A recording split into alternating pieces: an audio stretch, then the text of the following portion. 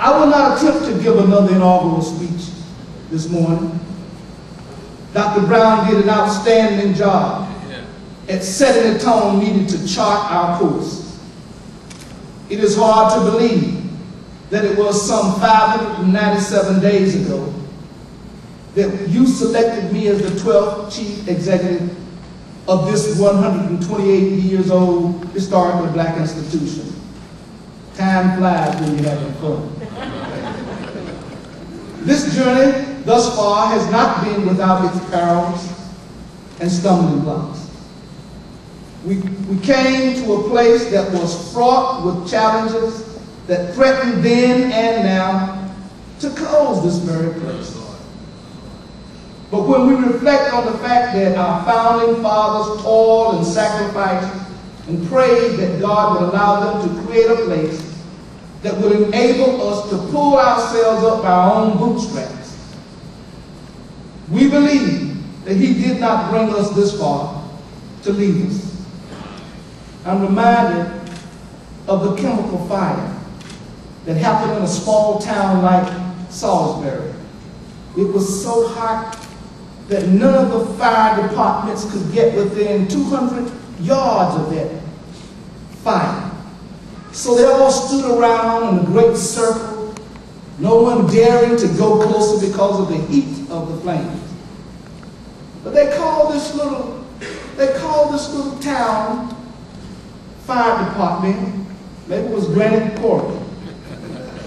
And that fire department came roaring down the street, and there was just a small opening in that circle. And that fire truck ran right up to within 50 feet of that fire. The firemen jumped off the trucks and grabbed their hoses and started spraying down and spraying until they got the fire under control, and then all of the other fire departments came in and helped put the fire out. The mayor was so impressed. He said, "Chief, I want to give you a reward right now. We want to give you $10,000. Because we don't even imagine how you would do such a thing." So they had the ceremony on the spot. And they gave the chief of that fire department a $10,000 check. And one of the reporters standing in the crowd said to the chief, "Chief, now that you have that $10,000, what are you going to do with it?" He looked around and he said, "We're going to buy some brand new brakes for that truck." So the truth of the matter is, they couldn't stop. But they found themselves in a situation and they moved forward anyway. And so that really is what I believe. I want to quote from George Bernard Shaw. He said, "People are always blaming their circumstances for what they are."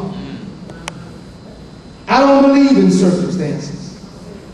The people who get on in this world are the people who get up and look for the circumstances they want. And if they can't, make them. Then there's another quote from an unknown author who says, "People who say it cannot be done should not interrupt those who are doing it." And I believe that that is the philosophy that I bring to this table and to this place at this time. I came to this place because it was a rare opportunity for me to continue to carry out what I believe is God's purpose for me in life. Long before Rick Warren wrote his famous book, The Purpose-Driven Life, I knew the words of that book because I knew the words in the Bible from the book of Luke, the 12th chapter, the 48th verse. Much is required from those to whom much is given, and much more is required from those to whom much more is given. I am so driven because God has given me so much. I am the person who did not want to go to college, but who got a PhD in biology. from Purdue University.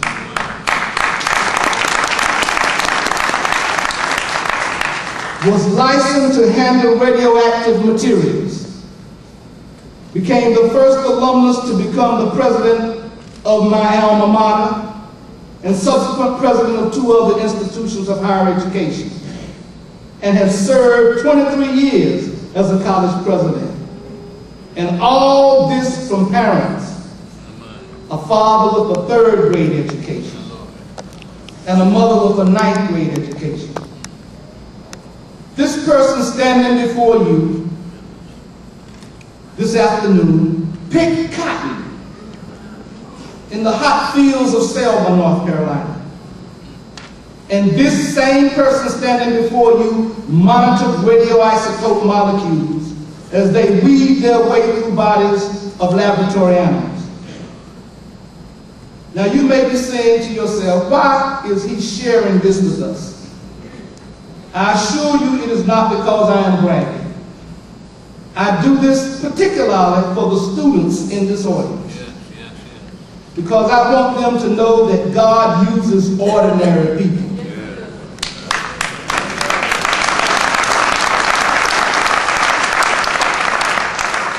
Which I hope will give them encouragement that they can soar even higher.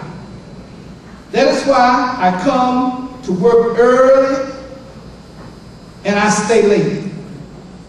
That is why I am driven and dissatisfied when every performance that we give is not a command performance. I am mindful that we must work while it is still day, for when the night cometh, no man can work.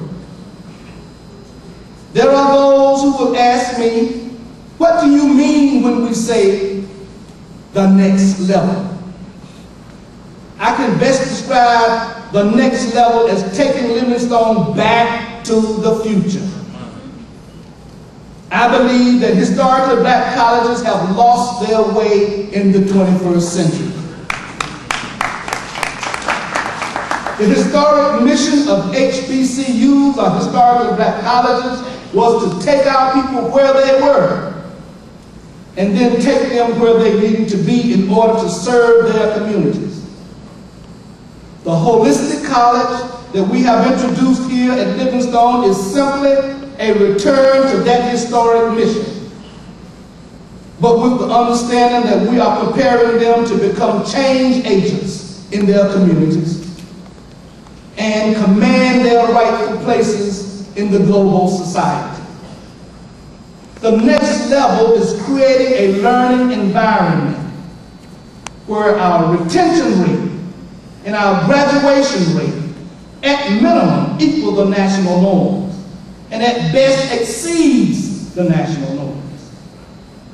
The next level is about creating a culture of leaders who are well-rounded academically, culturally, and socially.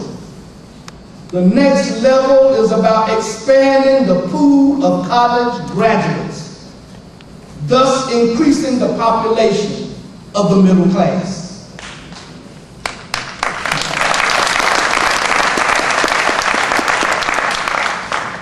The holistic college is our key to taking Livingstone to the next level. There are some key concepts of the holistic college that I will briefly share with you at this time. One of the key components of the holistic college is the contract. All of our freshmen coming in must sign a contract before they are fully accepted. We simply want to formalize our expectations of those who would enter our doors. We expect on that contract for our freshmen to live on campus. We need a captive audience. We expect them not to own cars. We need to take away the distractions in their freshman year. We expect them to graduate bilingual. We need for them to be able to go out and speak another language other than just the English language.